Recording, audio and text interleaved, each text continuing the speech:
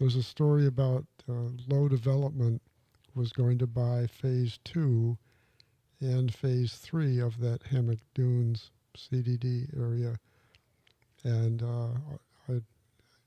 I talked to the person that was involved in buying on behalf of Lowe, and they were supposed to close on phase 2 and then go to the next room and close on phase 3.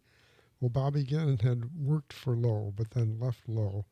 And I sensed some tea about to spill. At the end of the closing of phase 2 to Lowe, from ITT to Lowe, he never made it to the next room because he was told they were not going to close on phase 3, that Bobby Ginn was buying phase 3. So that's how Ocean Hammock became, and Cinnamon Beach became a Lowe project, which they sold off the development of Cinnamon Beach to Centex. That's another Centex project.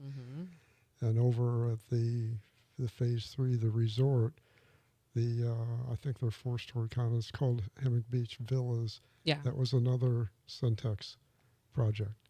So, and they built Canopy Walk also. Oh, yes, Canopy Walk.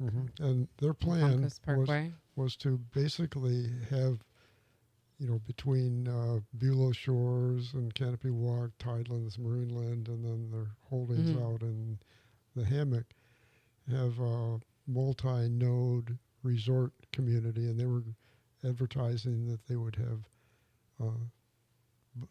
boat taxis up and down the intercoastal to take you from one to That the is other. the concept.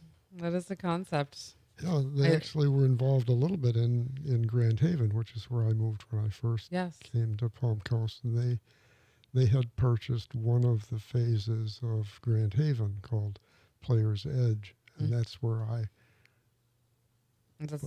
built my first house. Oh. Yeah, I bought the lot from Centex. At that time, they were already deciding not to require that I use them as a builder, so I was able to find another builder.